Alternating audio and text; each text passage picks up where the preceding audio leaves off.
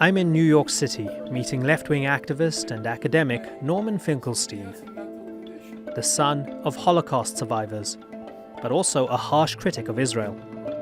For much of Finkelstein's career, he was a darling of the Palestinian cause.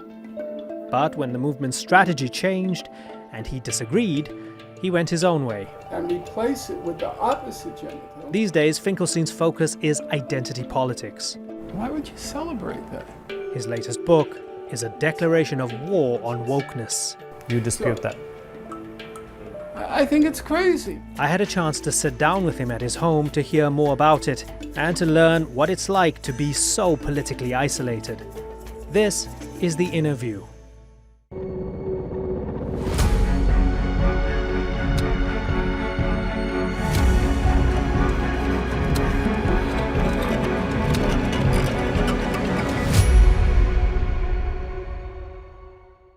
Professor Norman Finkelstein, there are a lot of bridges that I want to cross with you, a lot of places to go, but let's first talk about your latest book. I'll burn that bridge when I get to it. What's your problem with cancel culture and what is termed woke these days? For the longest time, I didn't have a problem with it. I just ignored it. It seemed to be another college fad, of which I had experienced many in my day. I went through the period of political correctness, or what we call PC, and it seemed just another version of that, where people claim to be enlightened, the vanguard, and they're going to educate those who are suffering from all sorts of delusions and what we used to call back in the day false consciousness. So I didn't pay much attention to it.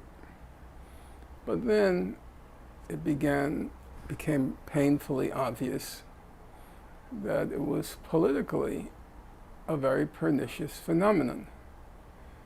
And that was very blatant during the 2016 and 2020 Democratic primary runs of Bernie Sanders. The Bernie Sanders phenomenon was unique in my lifetime.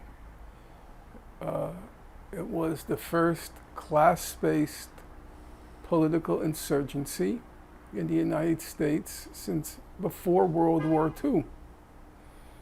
And it demonstrated that we had reached a critical mass of Americans who were very dissatisfied with the way our system was unfolding.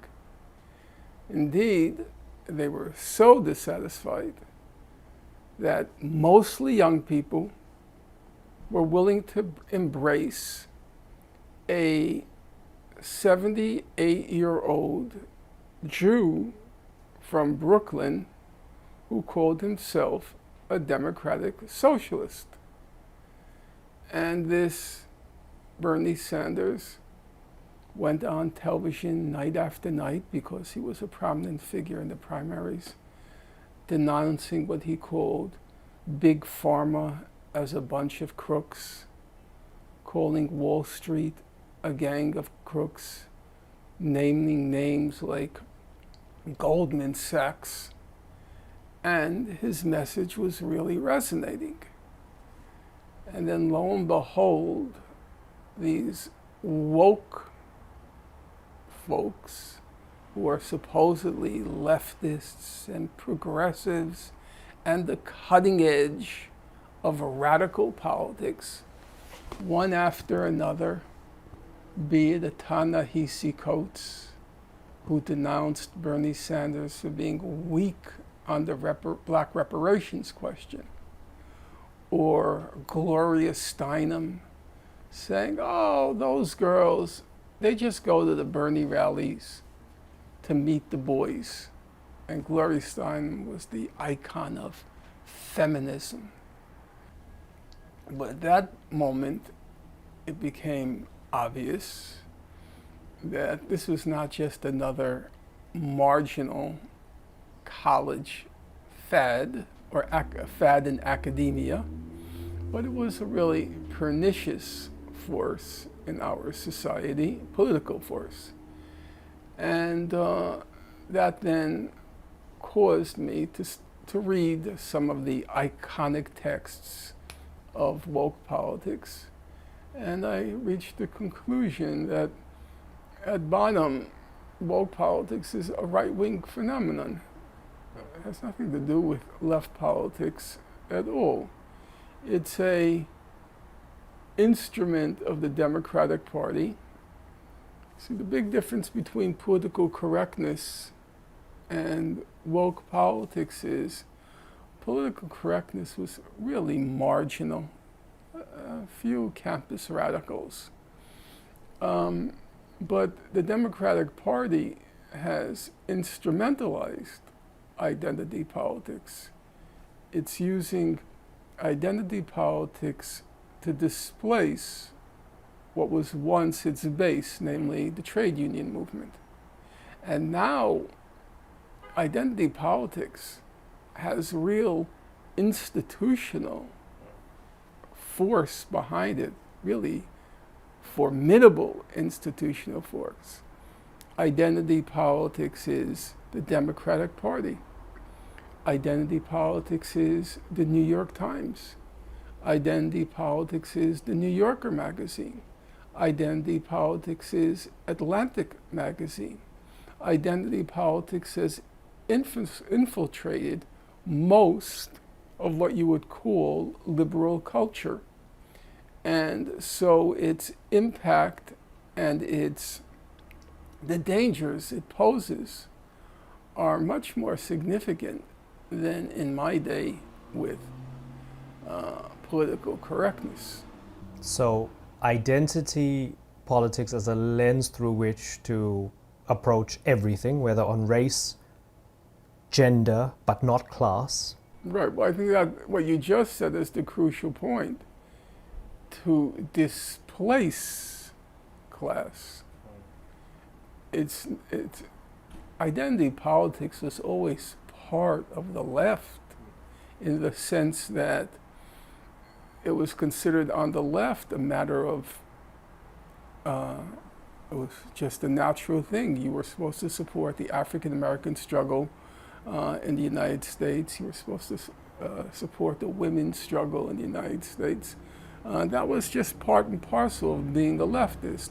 Identity politics has appropriated those causes, the women's question, the Negro question as it was called in my day, but have lopped off the class element. Without the elites having to give up any of their privilege. Yeah, so you say the right thing and it sounds cool and right. People feel nice about themselves.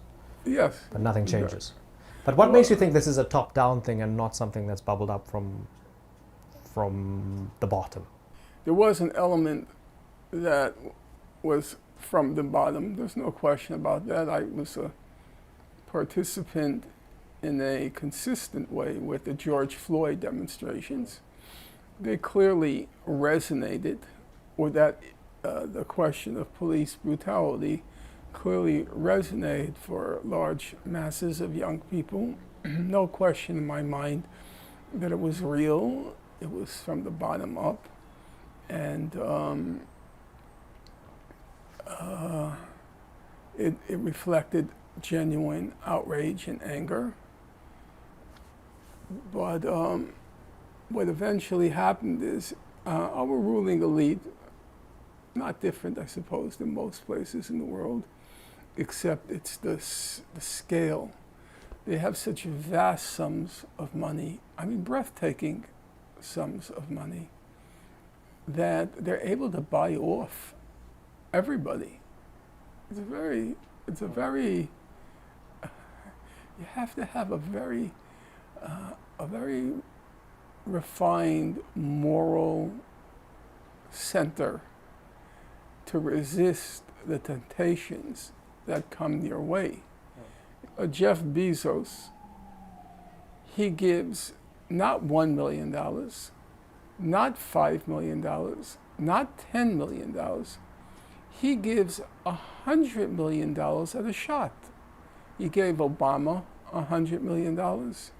He gave this CNN black commentator Van Jones $100 million. Jack Dorsey, the former CEO of Twitter, he gave Ibram X. Kendi $10 million.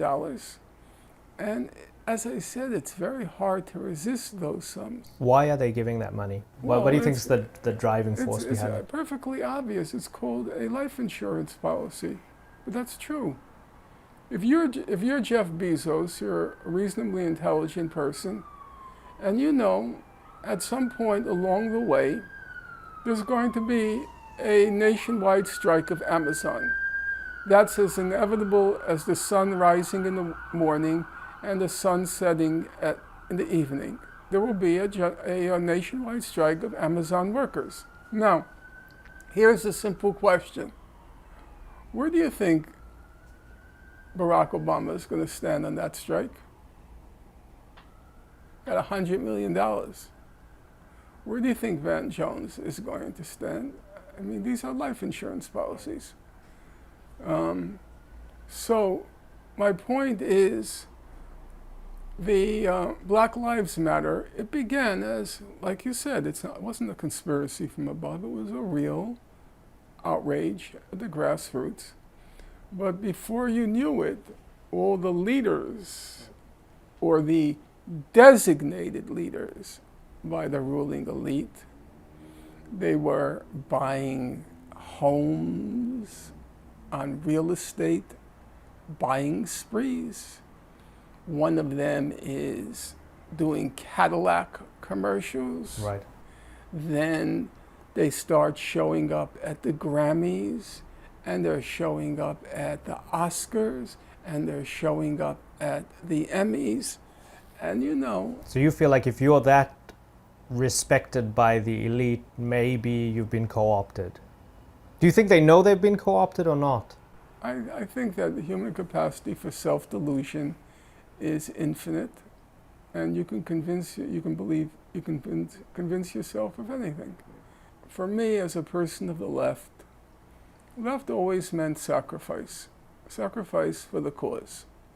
That you had to, as it were, pay your dues. So here is Rosa Luxemburg, and Rosa Luxemburg grew up in a middle-class family. Smartest student in her high school. She would have won the gold medal, except that they said she was politically too far to the left, or a troublemaker. Like Lenin was, by Russian standards, he was a nobleman. He too, gold medal in high school. He actually won it, he wasn't as politically active. So, Rosa, woman of really quite extraordinary mental capacity, one of the first women in the world to get a PhD in economics at the University, I think, of Geneva. And she spends most of her adult life in jail. Does she ever complain about it? It was not even within their thought process to complain. So you believe there's no personal sacrifice with any of these sorts of leaders these days? It's not on evidence. It's what the old expression, having your cake and eating it. You're not sacrificed. So already at that level, my instincts told me, this isn't a left, as the leftist tradition has identified it. Paul Robeson was the most famous man in the world after Franklin Delano Roosevelt. He linked his fortunes with the Soviet Union. He linked his fortunes with the left. His whole career was destroyed. I don't see careers being destroyed. I see careers being inflated. Okay, so let me move this on a little bit Right. and then ask you, I don't see you on MSNBC or Fox or I've never been CNN, on television. especially not promoting this book. They probably wouldn't touch I've never you. been on television. You have had a lot of damage to your reputation, perhaps, your career. I'm You were not denied sure about tenure. that, Or actually. maybe not from your personal perspective, but Mm, in terms of smear campaigns yeah. in the aftermath of the Holocaust industry, taking on Dershowitz, your critical views of BDS later on. Tell me a little bit about the personal cost on you Look, over that I'm time. a person of the left. You know, I just said it a moment ago. You don't talk about personal costs. It comes with the turf. When Rosa Luxemburg, she once wrote, "When I die, I hope it will be either in a street fight, at my post, or in prison." That was the ethic of the left. Of course, by those standards, I lived a charmed life. But you don't talk about your sacrifices. It's like talking about breathing. No, I'm serious. That is what it meant to be a person of the left. And it's a very striking thing to me when I read the letters, the correspondence, the personal correspondence of people on the left. Nobody ever talks about. There's no self-pity. There's no self-pity, but does it hurt? So, for example, as a It frustrates. son of Holocaust survivors, both sides of your family, people annihilated in the Holocaust, right? Both sides of your parents' family. To be called an anti-Semite or to be called a self-hating Jew. That to me is just stupid. Hmm. I can't say. There are things I would get indignant about. If you accuse me of misrepresenting a footnote, believe me, it's completely idiotic. But I am so fastidious about my getting the facts right. That upsets me. I'll admit it. But anti-Semite, well, I will have to, I have to be candid, because what's the point of an interview if I'm just putting a pretty face on things? Yeah, some things do what you just said. I do remember as a young man when occasionally my mother and my father worried about, am I going too far, and it could come across as a self-hating Jew. And having come from that family, yes, that was a matter of concern to me, and I had to think twice about it. But apart from that, and that was a real issue for me, I don't want to diminish it.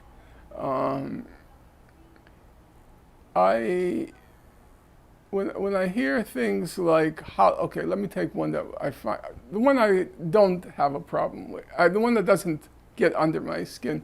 When I'm called a Holocaust denier, okay? So when I'm asked that question, I say, well, look, here's a simple thing. Everybody on my mother's side of the family was exterminated during World War II.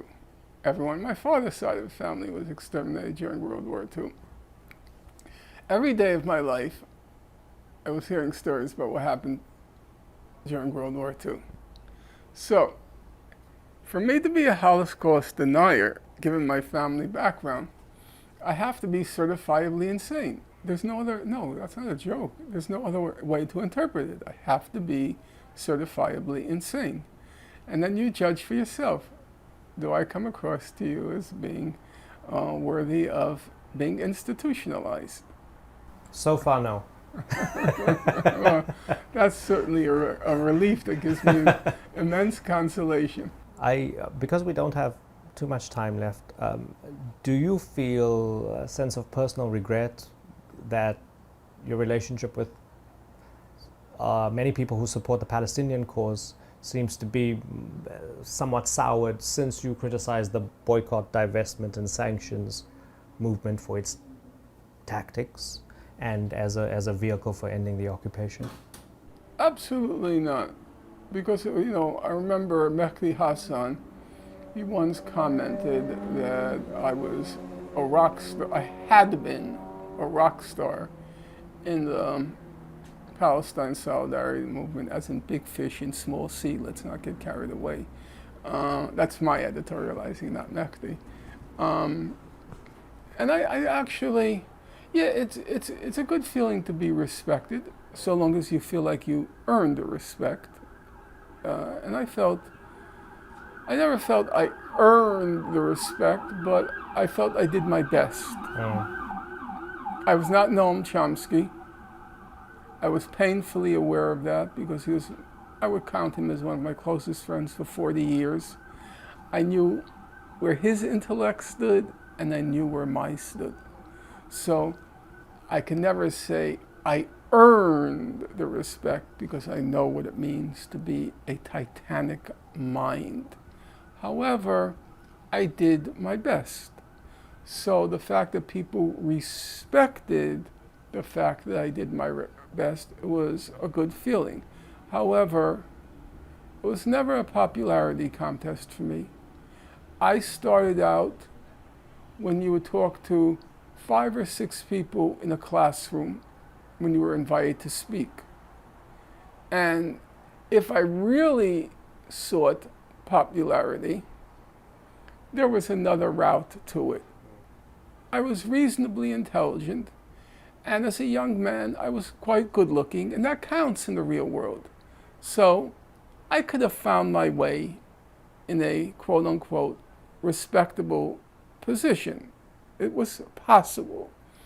And if I did not go that route, it was, in my opinion, fairly clear that popularity was not my priority, or even my second priority, or even my third priority. And to be perfectly honest, and I think I'm being honest, though as I said earlier, the human capacity for self-deception is infinite, at a certain point, I was not comfortable with being a quote-unquote rock star, because I subscribed to the belief. There was a very good French intellectual named Julien Benda, and he wrote a famous book called Treason of the Intellectuals. And he said, basically, I'm going to summarize a book in very simple terms. There are 2 sets of values. There's fame and fortune, or power and privilege, however you want to call it, and then there's truth and justice. And he said, those 2 sets of values are always and inherently in conflict. The more you pursue truth and justice, the less you're going to get fame and fortune. There is an inherent conflict between those values. So for me, when I started to get too popular, I began to wonder, am I doing something wrong? I mean that. Benda says, in one point, the clerk, by which he means like the intellectual, who's popular with the layman, which is like the masses, the clerk who is popular with the layman is a traitor to his office, which is to say, if you become too popular, then you're betraying the values of truth and justice. So I can say, and I think I'm being honest, that I wasn't altogether comfortable with this place I occupied. And when I became convinced that there was something seriously wrong with the BDS movement, I had no trouble, no compunction or conflict, except the political one, which is there is a cause, this is a major force in the cause, and you don't want to undermine the cause. That's a political consideration, a major political factor. However, once I became convinced that this was a hindrance, obstacle to the cause, I had no compunction about publicly saying, no, this is going in the wrong place, which is exactly what I did with the wokeness. I had to think twice, and I did think twice, and 3 times, and 4 times. Because you have to remember, I grew up in the 1960s, okay, and 70s. And I experienced a complete overturning of values. You know, in my day, up until 1986, homosexuality was considered a mental illness, and it was illegal to have what was called in the Supreme Court decisions, what's called same-sex sodomy. It was illegal. Women were homemakers. That's what a woman was. And there are 10,000 aspects of the society that I experienced, that I lived through, which were radically overturned in the course of my lifetime. I thought at the beginning of this whole wokeness phenomenon, maybe it was the same as in the 1960s. Conventional values are being overturned, and at some point they will just become the norm. So I really was unsure, but once it became plain to me that something was seriously awry here, I had no problem at all saying that this stuff is completely crazy. I think that's a good point at which to wrap us up. Professor Norman Finkelstein, thank you so much for joining us.